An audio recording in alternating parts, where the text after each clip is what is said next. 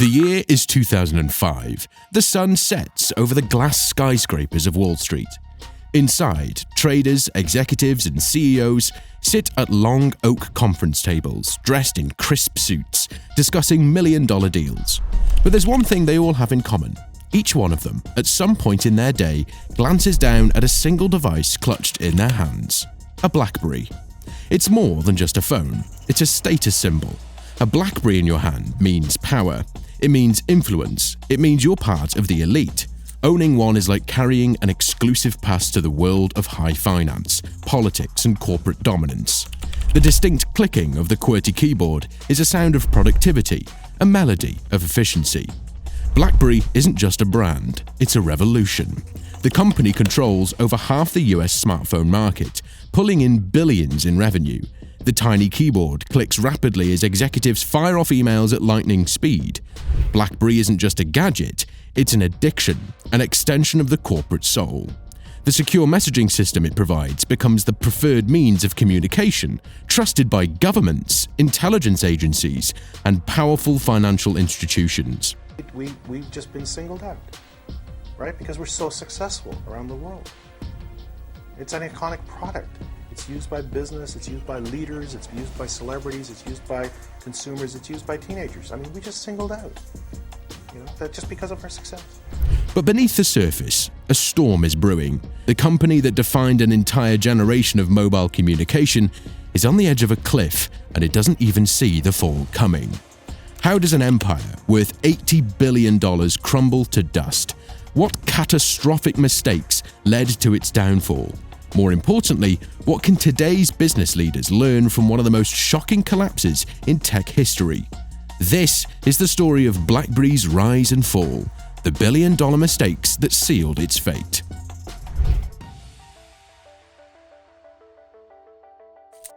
It all begins in 1984 in Waterloo, Canada. A young engineer named Mike Lazaridis, alongside his friend Douglas Fragin, founded a small tech company called Research in Motion, or RIM.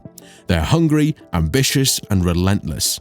At a time when wireless communication is still in its infancy, Lazaridis had a vision, one that would redefine how people communicate. Their first breakthrough comes in 1996. The duo unveils their interactive Pager 900, a compact device allowing two-way messaging. It isn't quite a phone, but it changes the game. No longer do professionals need to wait for emails at their desks. They can now communicate on the go. It's the birth of mobile email. Then in 1999, RIM launches the BlackBerry 850. It's a small, sleek, and for the first time features a full QWERTY keyboard. It allows executives and professionals to read and respond to emails instantly, a revolutionary shift in mobile communication. BlackBerry isn't just about efficiency, it's about exclusivity. The company strategically markets itself as the ultimate executive tool, ensuring that having one is a statement of status and success. With its encrypted messaging technology, BlackBerry quickly becomes the go-to device for government agencies and Fortune 500 companies. Overnight, BlackBerry becomes the gold standard for business professionals. CEOs, politicians, and high-powered executives rush to get one. The White House, major banking institutions, and even law enforcement agencies adopt the device, cementing its reputation as the corporate world's most valuable tool. Yet, in the shadows, a revolution is already taking shape, one that will eventually change everything. By the mid-2000s, BlackBerry had become the device of choice for the world's elite. Even President Barack Obama insists on keeping his BlackBerry when he takes office, despite security concerns. If you are important, you own a BlackBerry. By 2007, the company has over 50 million users worldwide and is selling millions of units per year. Corporate deals flood in, and BlackBerry's encrypted messaging system is lauded as the most secure form of mobile communication available. Executives at BlackBerry sit in lavish boardrooms, confident that their dominance will last forever. After all, they control the business world. Their customers are executives and professionals, the kind of people that don't switch devices on a whim. BlackBerry executives scoff at the idea of consumers being a driving force in the mobile industry. Business is their stronghold, and business will never betray them. But technology doesn't wait, and neither does competition. In January 2007, Steve Jobs steps onto a stage in San Francisco. In his hand is a device that at first glance seems absurd, a sleek, buttonless screen that promises to be a phone, an iPod, and an internet communicator all in one. An iPod, a phone, and an internet communicator. This is one device. And we are calling it iPhone. The world gasps. BlackBerry executives chuckle in boardrooms. Who would use a phone without a physical keyboard, they joke. They dismiss it as a toy, a gimmick for consumers who don't understand serious business tools. But Steve Jobs and Apple aren't laughing. They have seen the future, and they know one thing: consumers, not businesses, will dictate the future of mobile technology. The iPhone is not just a device, it's an ecosystem. It introduces an app store, making it possible for developers to create software that turns the phone into anything users want it to be. It is sleek, intuitive, and most importantly, fun. While BlackBerry is obsessed with security and corporate sales, Apple is obsessed with user experience. Within a few years, the battle lines are drawn, but BlackBerry has no idea that it's already lost. The year is 2010. In the corporate offices of BlackBerry, chaos is unfolding. Market reports are coming in and they're painting a grim picture. Apple and Google are dominating the smartphone industry.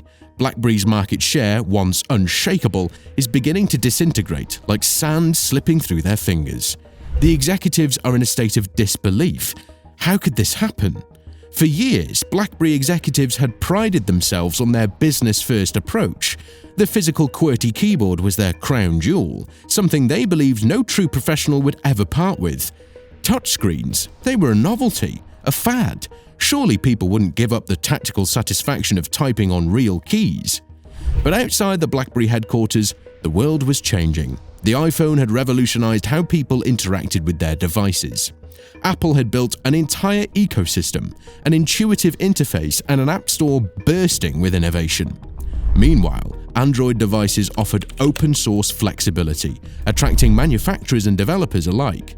Instead of adapting, BlackBerry executives dug in their heels, dismissing the touchscreen revolution as a gimmick. Their attempt to modernize with the BlackBerry Storm, a half-hearted attempt at a touchscreen phone, was an unmitigated disaster.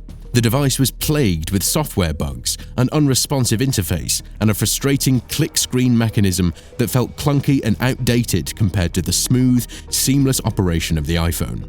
Customers hated it. Still, BlackBerry refused to fully commit to change. They continued to release keyboard-based models, believing their loyal customers would never leave. But they underestimated one critical factor: convenience. Consumers were no longer willing to sacrifice ease of use for nostalgia. With an iPhone or an Android, everything was simple. BlackBerry's stubborn attachment to its outdated hardware was quickly becoming its downfall. Even worse, the app ecosystem was exploding, and BlackBerry was being left in the dust. Apple's App Store and Google's Play Store were teeming with new, exciting applications that turned smartphones into entertainment hubs, productivity powerhouses, and social networking tools all in one. BlackBerry, meanwhile, had a limited and outdated selection. Their lack of developer-friendly policies made it nearly impossible to attract creators who were eager to build the next big thing. Without apps, a smartphone was just a phone, and BlackBerry had just become irrelevant.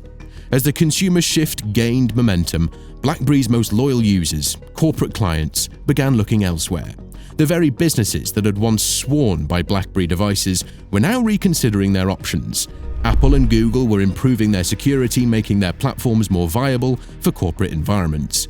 Employees, tired of carrying two phones, one for work and one for personal use, began pressuring their IT departments to allow iPhones and Android devices instead. BlackBerry's resistance to adapt cost them dearly. By the time they finally introduced the BlackBerry 10 OS in 2013, the world had moved on. The empire was already crumbling. The walls of BlackBerry's headquarters, once filled with an air of confidence, were now thick with uncertainty. Panic had set in among the executives. Sales reports painted a grim picture. Market share was evaporating at an alarming rate. Apple and Google had cornered the market, leaving BlackBerry gasping for relevance. The brand that once commanded loyalty from top executives and world leaders was now barely an afterthought in the consumer's mind. In a desperate bid to regain control, BlackBerry's leadership rolled out the BlackBerry 10 OS in 2013, hoping it would be their saving grace. The new operating system introduced touchscreen features, modern UI elements, and new functionalities designed to compete with iOS and Android. But the market had already moved on. The ecosystem was barren. Developers had abandoned BlackBerry, preferring to build apps for the App Store and Google's Play Store, where millions of customers awaited. The company launched the Z10 and Q10 models, sleek touchscreen devices designed to rival the iPhone. However, there was one fatal flaw: they lacked a compelling ecosystem. While iPhones and Androids flourished due to their vast app libraries and seamless user experiences, BlackBerry's App Store was a ghost town. Without a thriving selection of apps, even the best hardware was doomed to fail. But BlackBerry wasn't just fighting against Apple and Android. It was fighting against the habits it had ingrained into its own users. The very executives and professionals who had once sworn by their BlackBerry keyboards found it difficult to transition to BlackBerry's touchscreen devices. Customers who had resisted switching to the iPhone finally saw no reason to remain loyal when BlackBerry itself had abandoned its signature hardware design. BlackBerry tried one last gambit. It attempted to reignite the appeal of BBM, or BlackBerry Messenger, opening it up to iOS and Android in a desperate bid to recapture its former dominance in messaging. But it was too little, too late.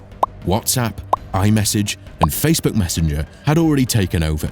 BBM, once BlackBerry's crown jewel, was now just another relic in the rapidly evolving digital world. The final blow came when corporate clients, the very foundation of BlackBerry's empire, began switching to iPhones and Androids. IT departments, once resistant to change, found Apple's security features and Android's flexibility too good to ignore. Contracts were cancelled, BlackBerry devices were phased out of offices. The tide had turned, and there was no stopping it. By 2016, BlackBerry officially pulled out of the smartphone business. The empire has fallen. BlackBerry was once the Goliath of mobile communication, an unshakable force towering over the industry. But like every empire that refuses to evolve, it fell. The very executives who once scoffed at touchscreen devices found themselves watching their empire crumble in real time. The same boardrooms that once overflowed with confidence now echoed with the silence of regret. In a desperate last-minute effort, BlackBerry attempted to pivot, clinging onto corporate deals and scrambling to regain footing. But time had already moved forward. Apple, Google, and Samsung had reshaped the mobile landscape, and BlackBerry had no place in it. The final death knell was a dramatic crash. It was a slow, painful fade into irrelevance. The company that once had the world at its fingertips now found itself trapped, a relic of the past. Executives resigned, investors bailed, and the once loyal customers had moved on. BlackBerry, the gold standard of secure communication, had become nothing more than a footnote in history. Today it exists as a cybersecurity firm, no longer the giant it once was. But let this story serve as a warning. No empire is invincible. No brand is untouchable. As you hold your smartphone scrolling through endless apps, sending messages across the world with a tap, remember this: BlackBerry walked so the tech titans of today could run. The question now is, which company will be next? Subscribe now for insights into the world's biggest business giants. Your desire, your empire.